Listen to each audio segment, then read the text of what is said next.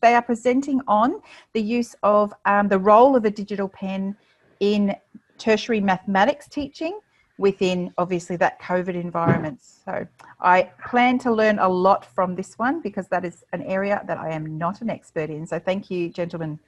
So I hope everybody can see my screen. I can't tell at the moment. It's not sharing it. Yes, we can. We can see it. You can? Yes. Okay. Can never tell sometimes. Okay, so Clinton and I have been using the tablet for quite some time, and with the roll-on of the virus, it actually did change things. We had to change our normal way of doing things. So we thought we'd just tell a bit of a story first on the journey we've been through and how things have changed. And then we'll talk a little bit more about our experiences in the last couple of months. So mathematics is one of those disciplines where it's very much taught by handwriting. It's nothing new about that. You know, I can remember when I went to uni, it was all taught on a blackboard essentially, and it was very much a talk and talk type demonstration. I mean, nothing new about that. I can remember many a time that's how it was learnt, and not a lot has changed to some respects. The old talk and chalk is used a fair bit. So that's when I went to uni back in the 80s. And of course in the 90s, the world moved on to whiteboards. So, I mean, one of the advantages of whiteboards, of course, is that you have a whiteboard, but also it was far easier to write on than compared to a blackboard. And also the options of colour was with us there more so than we had in the past. So you could pick kind of colour to highlight what you're trying to do a bit more when you did your talk and chalk.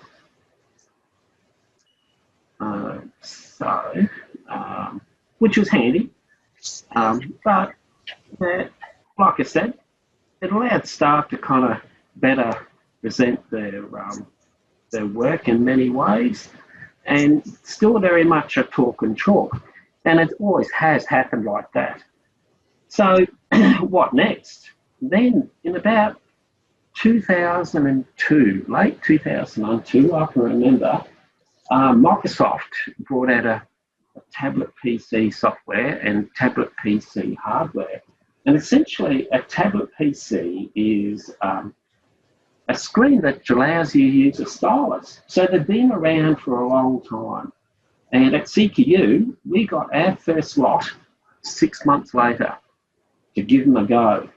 And what motivated a lot of it in 2003 was it was about the time when we're using ISL, hooking up all the campuses and whatnot, and trying to teach mathematics on how we had to do it at that time was extremely difficult. And we thought this might work. And we gave it a go. And to many extent, we still do it more or less the same way since 2003. But if we weren't on the ISL, a lot of staff still use the whiteboard. In many ways, it was their preferred way of delivering if they could internally. But of course, with an ISL or delivery in those rooms, a tablet was a bit of a godsend. But you know, a couple of things changed because of that tablet.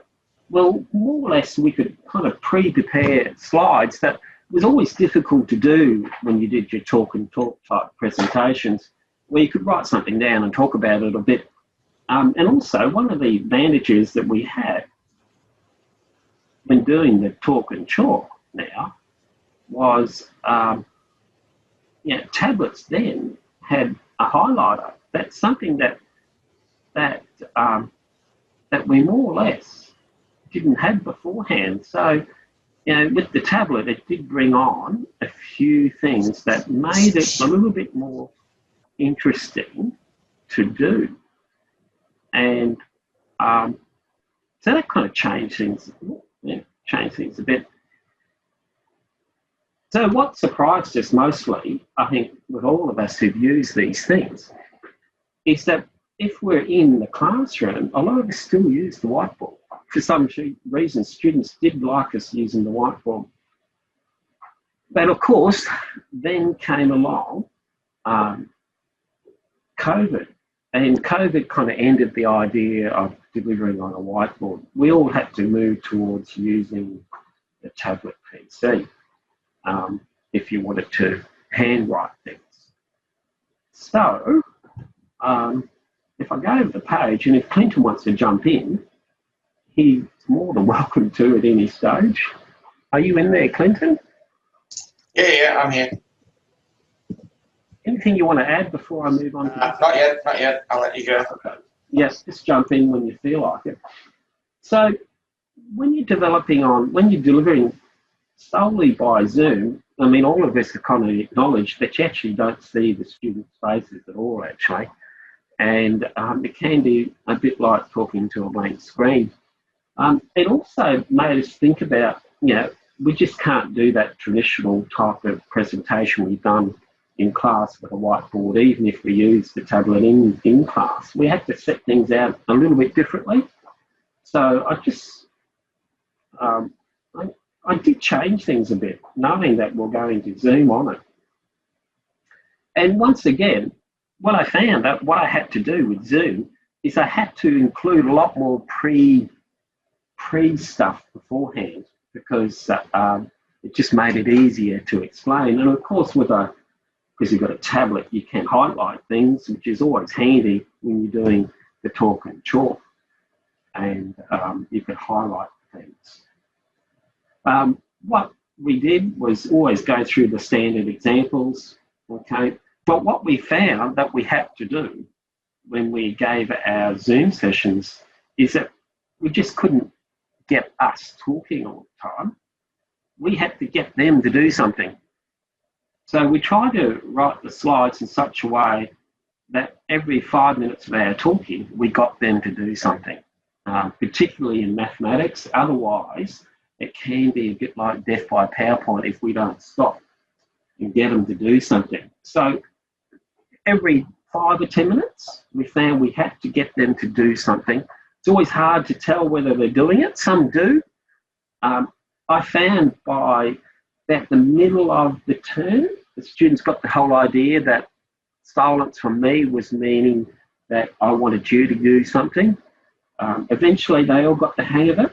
And I think if we ever go back to the classroom, I certainly will probably include more of that in my face-to-face teaching, where I get them to do something every 5 or 10 minutes now. Probably more of a working shop type of approach, more than I've done in the past. I think what I found it useful was in maths, we always use the word sketching. And I certainly learned that sketching or plotting always a bit of a challenge, I found. I think with a bit of practice, you've got to take your time when you do things. The other thing I kind of learned when I did this, and I kind of changed it as I worked through the term, was instead of having, like I've got here, across the whole page, was to maybe split it up into 2 half pages. It seemed to work better for me, mainly because you'll be able to do the whole problem on 1 page. And that seemed to be important when delivering on Zoom. Otherwise, the students get lost what you did on the previous page, so they could see the whole thing. So that definitely did play into the game, and the PowerPoints kind of evolved as I went through the term. In the past, when you do a face-to-face, you don't really worry about that too much, because if you can see the faces whether they actually understand what you're talking about. So that was the PowerPoints that we did. So it worked quite well. Now, back to... Yeah, I'll just jump in there with what Antony said. With the from the student's perspective, as opposed to them doing work, I actually had one subject run where it was a workshop style that Antony's talking about, and then a different subject that's still 2-hour lecture, 2-hour tutorial. For the tutorials, it's still extremely hard to get the students to know if they're doing work, and or to get that same interaction you would if they were internal. You know, it's very hard with mathematics to get the students to show us they're working. That's one of the biggest things when you're internal. You can look over their shoulder, they can show you it. Many of our students didn't actually still have cameras. So they just had gaming PCs or desktops that might have a microphone and a headset, but they didn't actually have a camera to show us. So that was creating a bit of a challenge. Writing maths with the mouse is not very easy whatsoever. That's a challenge that I still haven't got over for many of the students. I think 1 out of 30 actually had an iPad that actually had a stylus that they could actually write on the screen to give to me. So that still created a very big challenge in terms of how to convert a internal tute back to an online version of it, where they could actually, you know, they'd be doing the work themselves. They've got that active learning. In essence, it turned into more of an interactive lecture and a very guided tute than what it was, you know, a traditional tute where they would do most of the work, and you get someone up on every now and then. I just choose a different person to put their working up, and we'd go from there. So that's still one thing that we haven't quite solved, unless we can mandate that every student has to have either a tablet PC that we're talking about, or at least an iPad that's got the pen input, the stylus input. Yes, that's probably one of the challenges I'd say we haven't overcome quite yet, is how to get that interaction back from them. The advantage of that was normally we wouldn't record our tutes for our students. The advantage was that I was able to record on my Zoom sessions of at least me going through all these different sorts of problems, and it did give us a hell of a lot more on-the-fly video resources for the students to be able to use for their learning. You know, if they're doing it at midnight and they don't quite understand how to do one of the questions, they've got me stepping it out for them, which we didn't have beforehand. So I thought I'd just add that in there. Back over to you, Antony. Okay, so back to the presentation. So, like you said, it was always, yeah, when it comes to recording, yeah, very much Clinton and I in two minds. And what do you do there? Do you pre-record and put that up on Moodle, or do you record what you do live? And what we've discovered, that kind of maybe we need a bit of both, actually, because the live one shows everything that's happening, but sometimes students just want it nice and clean, we decided. So it's to the point, doesn't muck around. So, so I pre-recorded everything too. That's the other thing I kind of did.